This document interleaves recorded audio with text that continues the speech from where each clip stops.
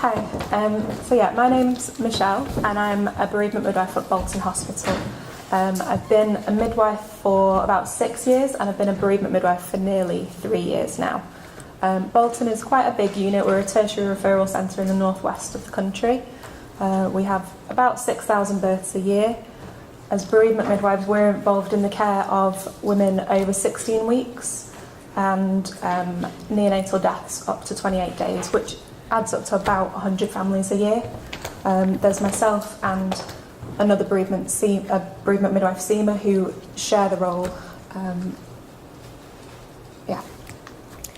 So when I told my friend Hannah that I was speaking today and that Chris had asked me to speak about excellence in bereavement care, this was her reaction. Hannah is a mum of 3 little girls. Her first daughter, Rosie, was stillborn at term in let me get the dates right, otherwise I'll be in trouble. 2013.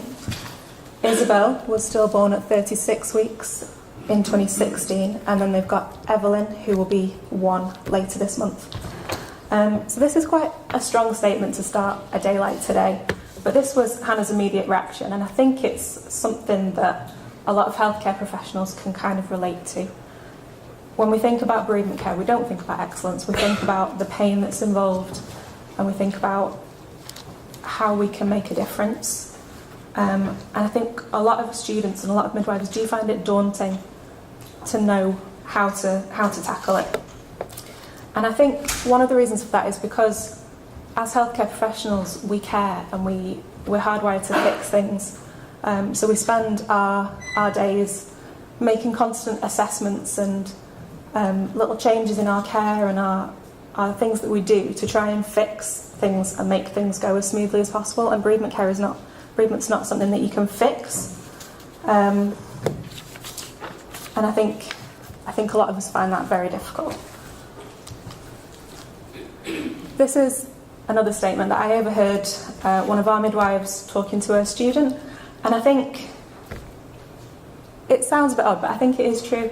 And I think we can lose sight of the fact that what we're doing at the end of the day is giving support and care to a family at the birth of their child. And the idea of the loss and the grief can sometimes overtake that.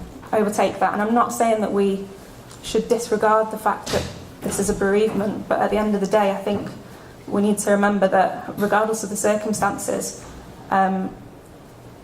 what we're working towards is helping a new family become a new family. And I think we can allow ourselves to become quite overwhelmed by it. But I think we're hardwired as midwives and healthcare professionals to provide that more. It's just knowing how to do it and how we can make those changes. And I think, personally, I feel that coming alongside these families is a massive privilege. And I think if you allow yourself, it can provide some really amazing experiences. I promise it's not all quotes. This is a fairly old quote now, but I think it's something that doesn't stop ever being true. It highlights the important aspects of care, which is compassion, dignity and respect, and the fact that you have the power to shape and change somebody's experiences.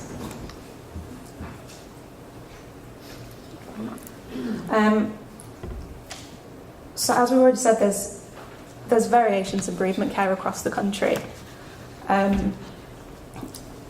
Even within regions, it depends on what resources and facilities are available within a hospital. And that's not necessarily something that's right, but it is something that various groups are working towards changing. But I think the things that don't change wherever you are is the basics, and I think that's what I'm going to try and go over a little bit today. So I've already said about compassion, dignity and respect. So these are the things I'm going to go over today. So care should be parent-led. No two families are going to be the same. No two families are going to react the same to any situation. They're going to process things differently and their wishes are going to be different. But what's universal is the need and the right to dignity and respect. for parents and their baby. And as I say, what we need to remember is that overall, this is about a family meeting their baby and how we can help them on that journey. Care needs to be holistic, so we should endeavour to provide holistic care that covers physical, emotional, spiritual and cultural needs without making assumptions based on those things. We need to find a balance between educating ourselves on what different people and different groups may want, but not limiting what we offer based on those things. One example that I use is we realised fairly on in our bereavement midwifery journey that some of our midwives assumed that Muslim families weren't going to want photographs, so they just didn't offer photographs to any Muslim families. And when we kind of said, that's not right, everybody should be offered the chance, and if they choose not to, that's fine, they were really surprised at how many Muslim families chose to have photographs.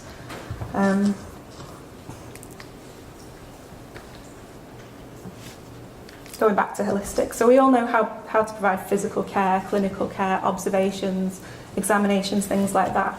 And while we should remember those things, it's important not to focus on those things and neglect the emotional care because it's difficult and we don't necessarily know how to approach it.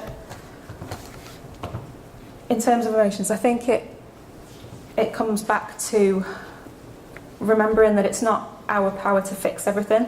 There's nothing as healthcare professionals that we can say or do that's going to fix bereavement, but what we can do is help parents along the journey. We can offer a listening ear, we can offer time, we can offer a non-judgmental space for parents to kind of deal with some emotions. And I think we can offer a place for people to process things. And I think the emotional side's a big worry for people. How do you keep your emotions in check and not become a big blubbering mess? And I think a lot of people are surprised by the fact that they can keep themselves at a kind of acceptable level of grief and emotion until it's appropriate, until they're by themselves or with their friends. And that's not to say that you shouldn't show emotion with parents. You absolutely should, because it's an emotional time. Everyone's grieving the loss of that baby. But it should be about their grief first and not yours. For sensitive care, it should go without saying, but there's a lot of difficult conversations and decisions that parents have to make, decisions that no parent should ever have to make. And it's important that we give as much information as we can to help them process those choices and make those decisions, but that it's at an appropriate time and an appropriate pace. The number of times I've heard stories about parents coming in for a scan to be told that their baby's died, and then the doctor instantly launched into a conversation about, do you want a post-mortem? It happens a lot, and it's so inappropriate. And I think, we need to learn there's a time and a place for things.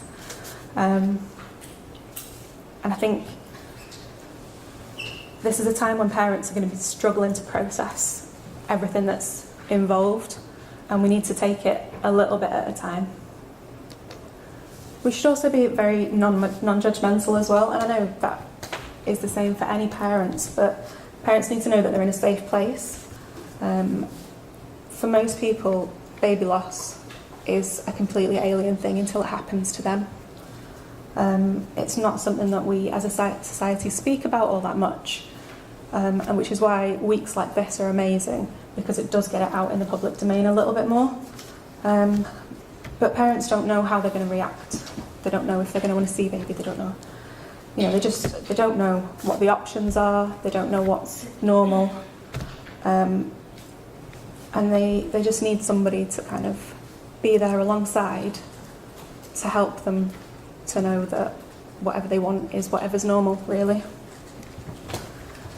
One example that I use is a dad who we'd prepared him that baby might have a couple of nosebleeds and things over the course of the days that they were in hospital, which can be quite upsetting for parents. And when it did happen, he just kind of, without even thinking, he grabbed a tissue, just cleaned baby up. And then I could see him stood there holding this tissue. And he was like, it's really stupid. Any other time I would just throw this in the bin, but I can't throw this in the bin. So he just needed somebody to say, well, that's fine, you can keep that. And it went in the memory box, and that's become one of his most precious memories, because that was him just stepping in as a dad and providing care to his son. And it's, some people might find that weird, but for him that's completely normal, and that's what he needed to do. And care should be accessible and appropriate. So I've already kind of touched on this a little bit, but we need to have an awareness that at a time when parents are struggling to make sense of anything, we're going to fire a ton of information and questions and decision-making things at them and expect them to make pretty massive decisions. As healthcare professionals, we become quite good at building rapport with people, and it's the same with these parents as well. It's no different, and we just have to learn what is right for each parent. So these are a few tips and things that I give to our staff about giving information. So it's important that it's at a time when you're not going to be disturbed, so it's not like a meal time when healthcare professionals are coming in, and it's not ward round.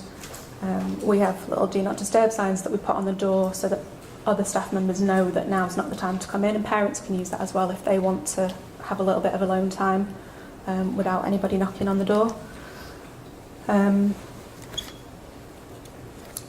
Quite often you're going to need to have conversations more than once. Sometimes we need to repeat or clarify things and make sure, and parents need to know that this is okay, that they can ask questions more than once. The number of times that I've kind of had a conversation with somebody and then 2 days later they've told me that they've been wanting to have that conversation again, but they didn't want to bug you. So we need to let parents know that they can come to us time and time again with the same question if they need to.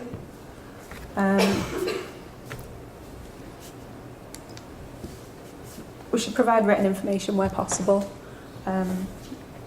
Some parents find it really helpful to have it written down. Some people might not read it straight away, but it's there and it's their option. As I say, you should be prepared to go over the same information more than once. And we should involve the wider family where appropriate. Sometimes parents want grandmas, aunts, uncles involved in decision making, sometimes they don't. It has to be what parents want though. And I think that's where healthcare professionals can step in as well. Because sometimes family members feel like they're being helpful by taking over arrangements because they just feel like it's too much for parents to deal with. So we had a mum recently, and her mum decided that she was going to arrange the funeral, because initially mum was just too much for her to handle. But then after a few days, the funeral director realised that actually mum did want to be involved now, but she didn't know how to kind of take that step. So we were able to kind of come into the gap and help to kind of make that happen. And what initially was quite a difficult and overwhelming thought at arranging her baby's funeral turned into a really positive experience for her to acknowledge and celebrate her daughter's life. And we should respect choices. People are going to make all kinds of different choices about care and about investigations and things like that. Ultimately, it's their choice. And don't rush for decisions. I think, again, this is another thing that we've noticed, is that doctors will come in and just kind of give a lot of information and expect a lot of answers. And it's just not really going to happen. So we've already mentioned about the National Bereavement Care Pathway, and its communication is something that's vital with parents, wider family, healthcare professionals, interdepartmental and interagency. So these pathways are fantastic. So there's the National Bereavement Care Pathway, and then in the Northwest we have a dedicated stillbirth and second trimester loss pathway.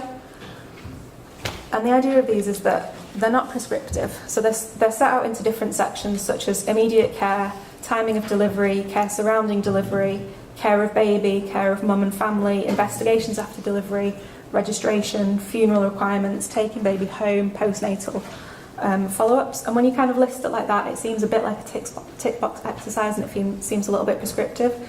But that's not the idea. The idea is to provide consistent high level of care from family to family, whilst also taking into account individual wants and needs.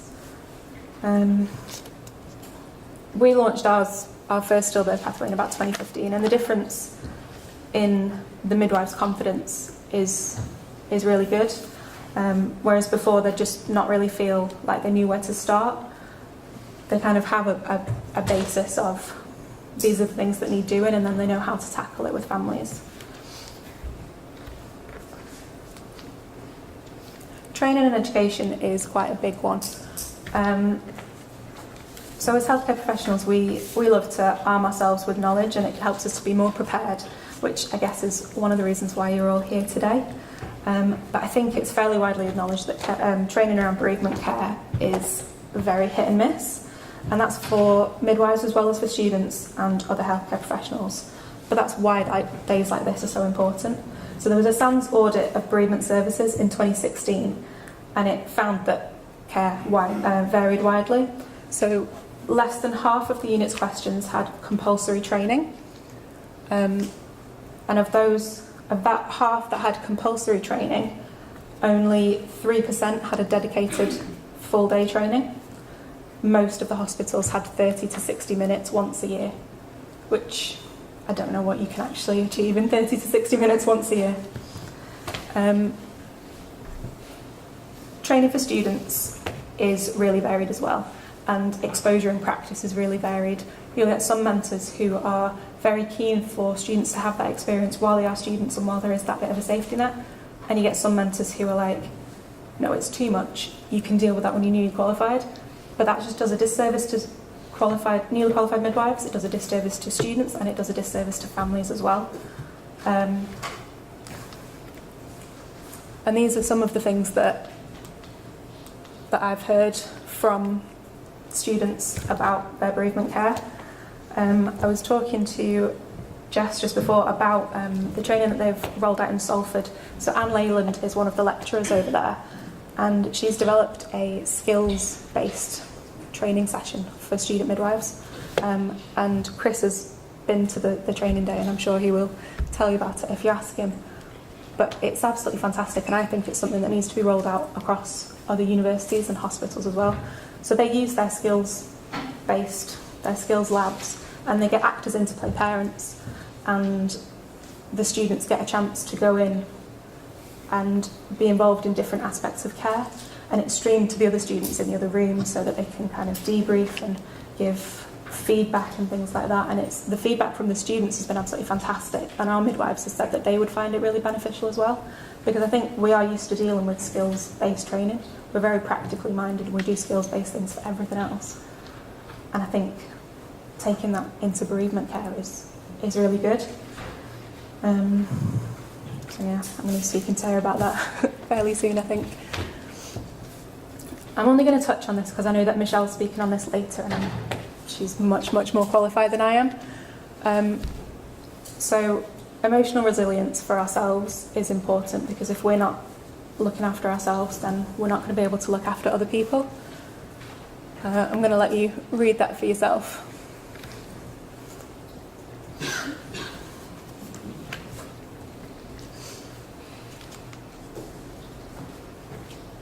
As I say, I'm literally just going to touch on this, but it's important that we have good support inside and outside of work, people that know you, that you can go to and that you can be honest with, but people that also know that you're not okay when you say that you are.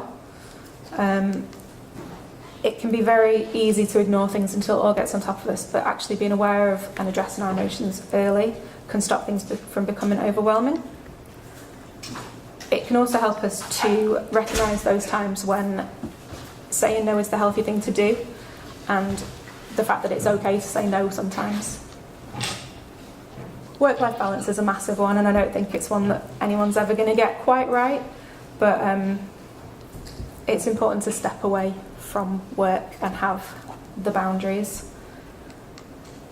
And self-care. Self-care is one of these buzzwords that can mean anything from having a shower to doing yoga and going out for a drink, but fundamentally it is the things that we do to look after ourselves and keep ourselves well from day to day.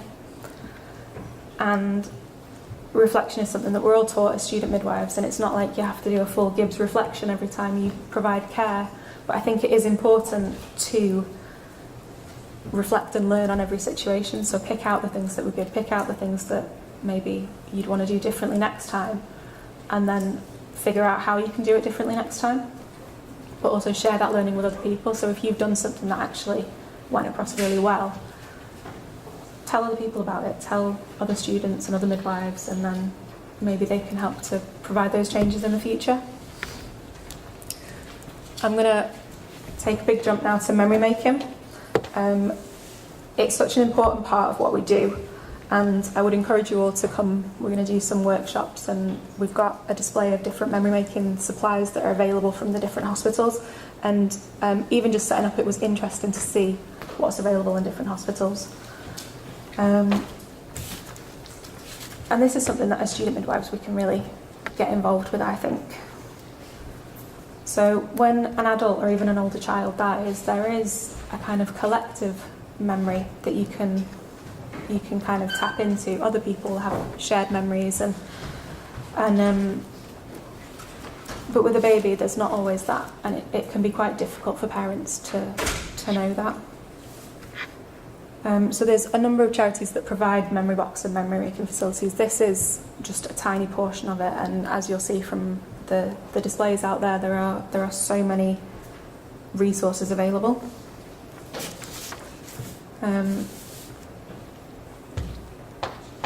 A lot of the memory boxes have certificates included in. I've just put these in. These are certificates that were designed by a friend of mine and that we use at our hospital. The ones that they replaced were kind of beige coloured and had this really sad teddy bear on it, and we hated them. But our parents really like these because they are bright and they celebrate the life of their child. And I think for a lot of parents, it's important to see their baby's name written down and acknowledged. So this is Isabel. This is Hannah and Andrew's middle daughter. Photographs are so important, and I can sometimes find that parents are a little bit unsure about the kind of photographs that they would want, and that if it's sometimes parents need permission to take those photographs. But as soon as they start to kind of realise that it's just like taking pictures of any baby, this is your baby, and it's so important to have these memories. It really, really helps. And I know that Remember My Baby are here today, and I would encourage you to go and talk to them about the kind of the photographs that they do. We're lucky enough to have a fantastic photography team within the hospital that volunteer and come and do our photos. But yeah, Remember My Baby are absolutely fantastic. Hand and footprints is a massive thing as well, so we'll be doing some demonstrations. So the ones on your left are Rosie's, and the ones on the right are Isabel's, and as you can see there's a little bit of difference in the quality. I mean, they're still both gorgeous, but Rosie's are a little bit more blurry than Isabel's.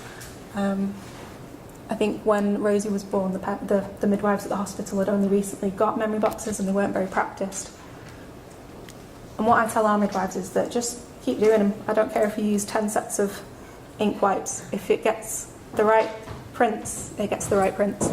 Because I'd rather you do that than give parents something that's not quite right. This is clay casting as well. So I love the clay casting because it's a tangible imprint. It's a tactile thing, and it's just amazing. So I haven't seen the castings in person until today because we only do the imprints, but they're absolutely amazing. And I think this is something that parents really, really treasure, and a lot of parents end up turning them into necklaces, tattoos, key rings, and as I do that, all the parents reach for their little things.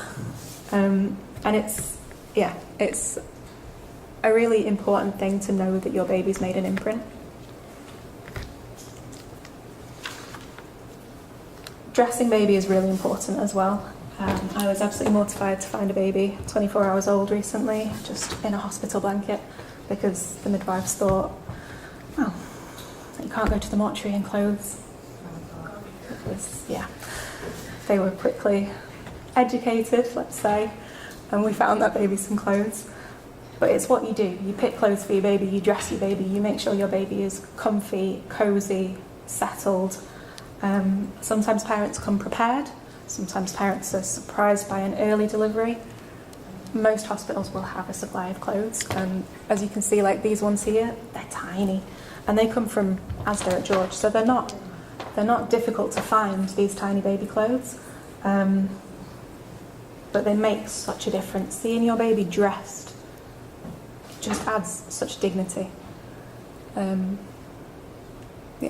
And there's things like on the right hand side, these were quite big on Facebook a little while ago, so they're made of donated wedding gowns, and there's some of those that you can look at as well. A lot of parents find it very touching that somebody's donated their wedding gown to make something for their baby. This is my slide of thinking outside the box. So these are some of the things that Hannah and Andrew have in Rosie and Isabel's memory boxes.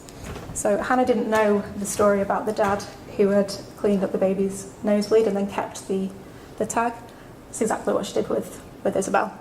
And she sent me that picture. She was like, I hope you don't think it's too morbid. And then I told her about the dad and she was like, oh, I am normal. The bottom one, it represents, as I say, having the girls' names written down, having them acknowledged. The bottom middle one is the nightie that Hannah was wearing when she had Isabel, and it's in the little Ziploc bag, and she says when she opens it she can still smell Isabel. So they took locks of the girl's hair, but they also kept the scissors as well, which is something that I'd never thought about offering before, but we would just throw them away, so why not give them to the parents? And then the top are some of the cards that they were given. I think for Hannah and Andrew especially, anything that was that said condolences or sorry for your loss kind of got shoved to the bottom of the pile, and it's the ones that celebrate their girls' lives that they treasure the most. And I'm sure if you speak to any of the parents today, they can tell you 100 different things that they've got in their memory boxes that I would never have thought of. Bereavement rooms are incredibly important. Not every unit has one. I think the study that I read said 63% of hospitals have one. We are lucky enough to have had ours renovated just last year, and we've had some more things donated since then. So we've got a Tassimo coffee machine and Bluetooth speakers and white noise machines and an aromatherapy machine. So many things donated. For me, bereavement rooms are just vital, and parents should be offered the use of these rooms as much as possible. Some of our midwives were a bit reluctant to offer them kind of in labour or before the baby was born, and I disagree with that. I think, why not offer them? It adds a little bit of comfort, dignity or normality in a time where a lot of that is lacking, and quite often you can see the physical change in a couple and a family walking into one of these rooms compared to a clinical room. It's just much less scary, and the chance to kind of be in that bubble of a bereavement room after baby's born is just vital. Have that time and space where you can just be before you have to face the outside world without your baby. Cold cots and cuddle cots. So these they're fantastic, but they can also be quite upsetting for parents. So they allow us to keep babies on the wards for longer periods of time and keep babies in as best condition as we can. But it can also be quite a big step for parents to put their precious baby in something that's cold, because it goes against every instinct that you've got, because you keep your baby safe and warm. So personally, I love the ones that are a bit more soft. So like the cuddle cots. The one at the top there is about this big, and I bought one today that's a little crocheted one that's actually made out of a margarine tub. And for me, putting a baby in an appropriate sized basket just makes all the difference. If you see a tiny 16-week baby in a massive cold cot, they just look a bit swamped and a bit lost. But if you settle them into a little crib that's the right size for them, it just makes such a difference. So I would encourage you to see what your hospitals have got, and then find out, if they haven't got them, find out where you can get them from. we find it important to give parents a space to remember as well. So our memorial garden had a massive revamp last year. We had this piece of artwork developed, and it's designed that it's tactile and it's tangible. So parents are kind of encouraged to come and touch the hands. And the globe, she designed the globe because when you look at it, the world's upside down.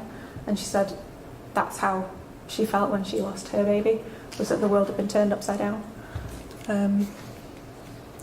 But this garden's fantastic, and we'll often find parents just wandering around this garden. And we never had the chance to put plaques in it before, but we do now. And we hold an annual Wave of Light service there now as well. So 7 o'clock on Monday the 15th, we'll be inviting families there, and we'll be lighting candles, playing a few songs, just spending some time remembering these babies.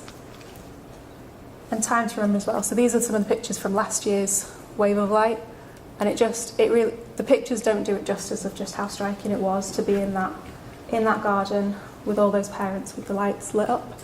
And then we do our annual remembrance service as well. So this is held earlier in the year, usually about March or April. Parents can come, again they light a candle. Anybody who wants to, we read their baby's names out. And again, there's songs, there's readings, there's a chance to just be with other parents. So that was kind of a whistle-stop tour. And I think bereavement care is not the easiest thing to provide. It hurts to come alongside a family who's hurting, and it can cost us physically and emotionally. And this quote was one that I read recently: change comes about in the margins. And for me, it isn't necessarily about every single one of us making huge changes, overhauling care or radicalising services. It's about remembering that while there's nothing excellent about bereavement, you have the ability to shape excellent care one family at a time.